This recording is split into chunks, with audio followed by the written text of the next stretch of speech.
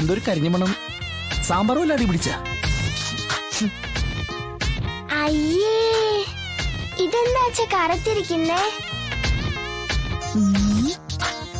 വിഷ്ണുട്ടാ, ഇതാരാ? കൊച്ചി രാജാവോ അതോ മലബാർ സുൽത്താനോ അതോ ചെരിഞ്ഞ പിസാ ഗോപുരം? ഇതെന്തൊരു കേക്കാ വിഷ്ണു? അയ്യേ, കറുത്തിരിക്കുന്നു.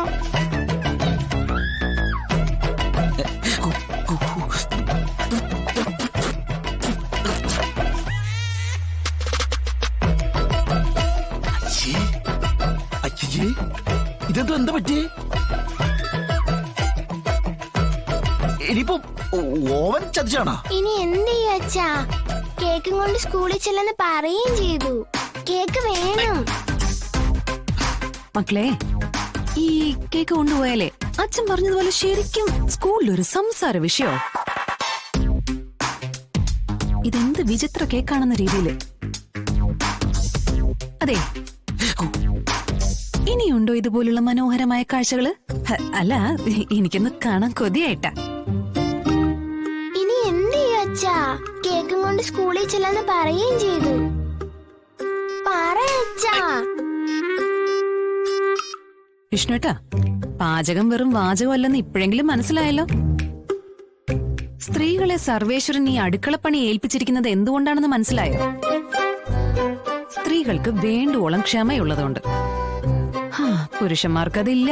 അതുകൊണ്ടാ കേക്ക് ഉണ്ടാക്കിയപ്പോ പിസാ ഗോപുരവും കുത്തബ് മിനാറും ഒക്കെ കടന്നു വന്നത്.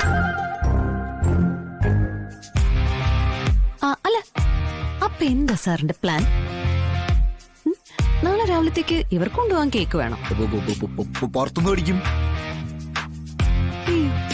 വീട്ടിലുണ്ടാക്കുന്ന തന്നെ കൊണ്ടുപോണ്ടേ? അതിനിപ്പോ ഈ രാത്രിയില് ഇനിയിപ്പോ ഇത് എവിടെ നിന്ന് കിട്ടുമെന്തോ?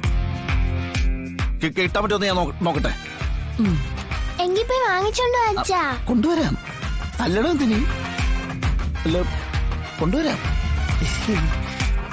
കൊണ്ടുവരേ. അയ്യോ, ഇനിയിപ്പോ എന്ത് ചെയ്യും ചേച്ചി? നോക്കട്ടെ എന്താ ചെയ്യുന്നെന്ന്. ചേച്ചിക്ക് കേക്കൊക്കെ ഉണ്ടാക്കാറിയോ? അച്ഛൻ കേക്ക് കിട്ടുമെന്ന് നോക്കാന്ന് പറഞ്ഞല്ലോ. നമുക്ക് നോക്കാം. വാ പപ്പി, അച്ഛൻ എന്താ ചെയ്യുന്നേന്ന് നോക്കാം.